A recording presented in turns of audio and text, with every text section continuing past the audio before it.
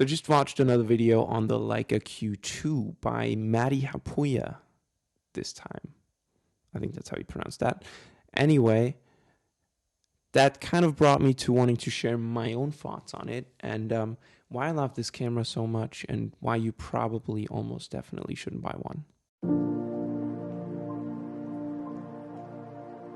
Now, I've seen Maddie and obviously, Peter hype this thing up like it's the best thing since, I'm not going to say sliced bread because I'm European and we do not do that.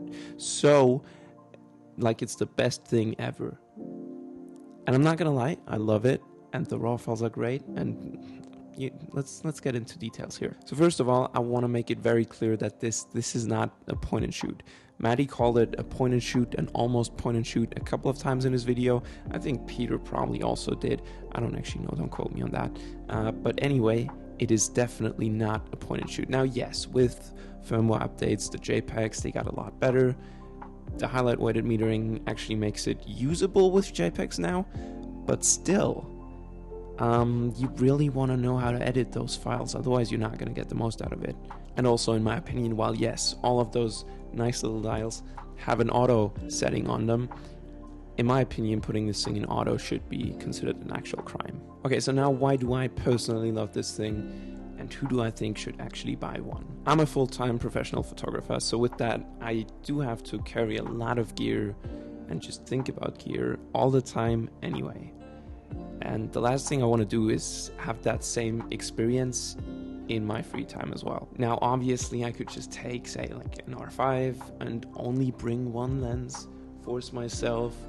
But let's be honest, I would not do that. I did not do that. I never did.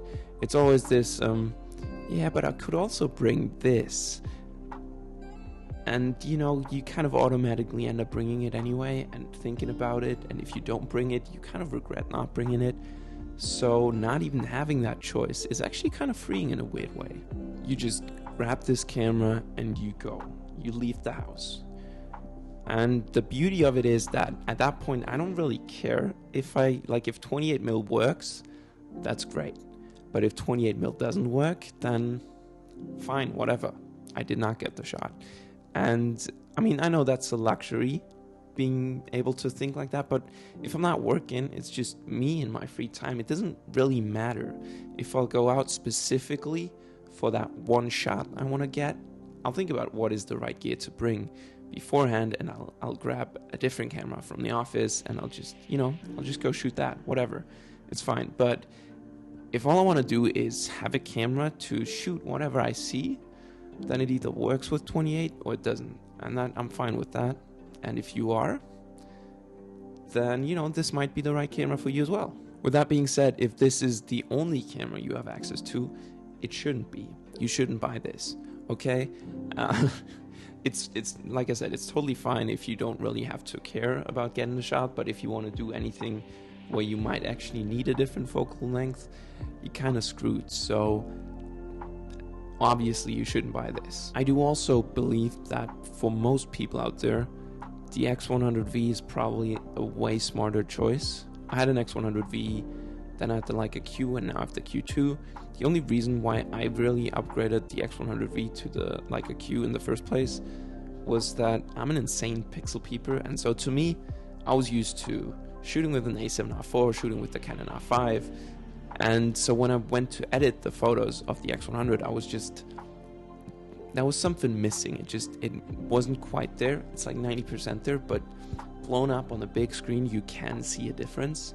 At least, if you know what to look for, I guess.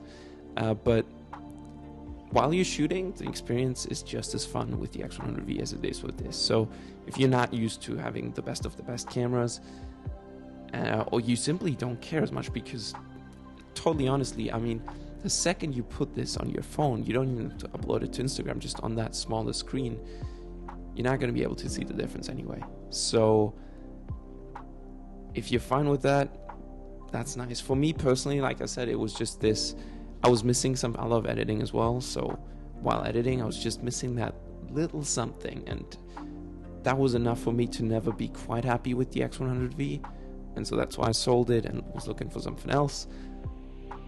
But if you're not that kind of person, honestly, just get the X100V. It's so much cheaper. It's 90% of the way there. It's just as fun to shoot with. And yeah, you don't have to sell everything to buy one. So yeah, to sum this up, it's a great camera. The files are great. I love editing them. It just feels amazing to shoot with. And it's just a little bit different. And to me, it was this being something different, because I've been doing photography for so many years, and it just gets boring, 28mm. I wasn't usually used to shooting that, so I was like, let's give it a shot, and ended up loving it. So, if all of that applies to you, you just want something different, you know that you like 28mm, and you have the money, you're willing to pay a bit extra for build quality, and you really, really want that same exact look that you get on the cameras you shoot your normal work with every day, then this is really the option for you. And fucking buy it, because it's an amazing camera. I love this thing. But if not all of those things apply to you, or if some of them do, you don't care as much about build quality, you're not willing to spend as much money, or you simply don't really care about having the best of the best files as long as they're good enough, get the X100V, because it's still great files. It's pretty much just as fun to shoot with. And my TV just turned off. And it's just so much cheaper that it's definitely worth it. And I know the prices of the X100V have also gone up like crazy, because just like this thing, it's been hyped up by YouTubers. It's actually crazy. Like when I sold mine, the used ones were going for more money than it was brand new when I first bought it, which is just insane. But yeah, it's sold out everywhere. It's been hyped up like the freaking Context T2, and it's not great for us photographers. But anyway, let's make sure the same thing doesn't happen to this, although to be honest, since I already have one, let's hype it up a bit more. I could get some more money out of this.